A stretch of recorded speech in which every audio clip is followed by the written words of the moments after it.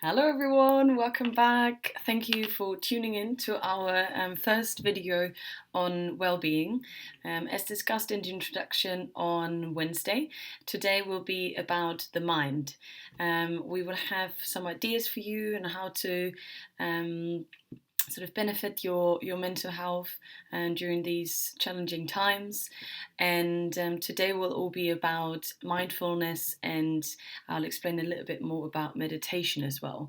But I just wanted to also give you an idea as to why we thought it would be a good idea to talk about mental health. And obviously at the moment there's so much news, there's a constant flow of information about obviously what's going on at the moment, and that can impact people's mental health. Therefore, we thought it'd be a good idea to focus on how we can support our mental health, especially in these times. Two things before I go into the topic of today that I found very helpful over the last couple of weeks was to limit the amount of watching, reading, or listening to the news, as well as also having some breaks from social media. I've been catching myself quite a lot, sort of being on my phone and reading all the things that other people put on, and it's all about one topic at the moment. So just sharing that with you. But let's get into it now.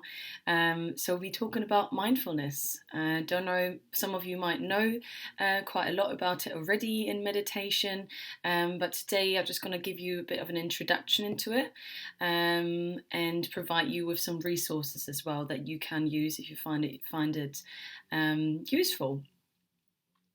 So first of all, mindfulness and meditation is not for everyone, and that's absolutely fine. So if you decide after watching this video you don't think it's for you, that's totally fine. We just thought we'd put it out there, and some of you might find it good. So another thing is that meditation is not a religious thing. I think some people have the stereotype of it's a religious thing, but you don't have to be spiritual or have any particular beliefs to do it. Just want to sort of set the base with that before going into it a little bit further. So I want to start off with discussing what is mindfulness. And mindfulness is about living in the present, rather than being stuck sort of in the past or in the future. And why do we think it's good to be in the present? It increases your appreciation and relaxation of the moment, and it helps you to channel your thoughts. As you probably all know, we go through our days, there's a lot of thoughts in our heads. I sometimes say it's a little bit like a monkey playing in the tree, jumping from one to the other. And that can be quite overwhelming, can be an overwhelming feeling, all these thoughts.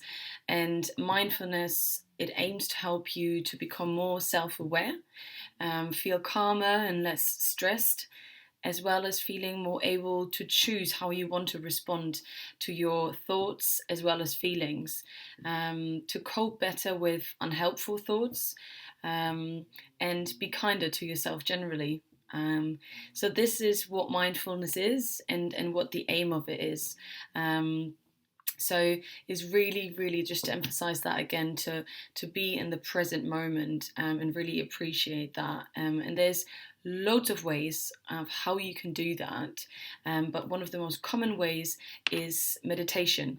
So it's a way of training your attention in a gentle and a non-judgmental way, with the help of someone guiding you through it. So it's not that you just have to sit down and just, try to not think about what you're thinking. That's crazy. There's loads of great resources and tools out there that someone can actually guide you through the meditation. And in the description box below, I love when YouTubers do that, description box below. There will be some great resources. There'll be links for YouTube of meditations that I find interesting.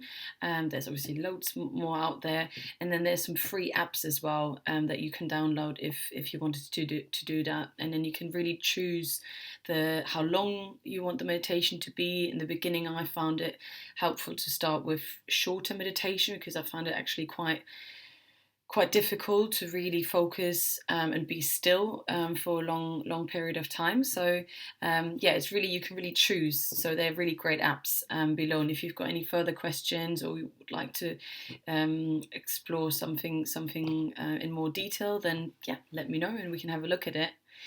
But getting back to meditation, what meditation does is it creates a space to choose how you want to respond to events rather than automatically acting on it. And for all of you that think you have to sit in a really awkward pose or anything like that, you don't need to be bendy. You don't need to have bendy legs to meditate. You can meditate wherever you want. Sitting up, lying down, standing up is really individual to everyone. But I hope you feel like you want to maybe try it out, and it'd be great to hear sort of what your feedback is, and maybe you can even create a little bit of a routine and fill those moments that you potentially be using on watching the news or doing something, being on social media, to take a little bit of time out of your day. If meditation is not for you, then there's other ways of practicing mindfulness. One other thing I just want to introduce you to, that, as I said in the beginning, there's so many others, but there's one that I find quite interesting and helpful as well, which is a breathing exercise that you can do, again, anytime really. And I'd just like to explain it to you, and then maybe we can do one together. So this one is the 4 seconds technique.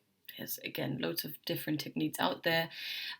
So basically you breathe in quietly through the nose for 4 seconds, then you hold the breath for 4 seconds, and then quite forcefully through the mouth exhale for 4 seconds, and then that can be repeated up to 4 times or even more if you like. Really depends.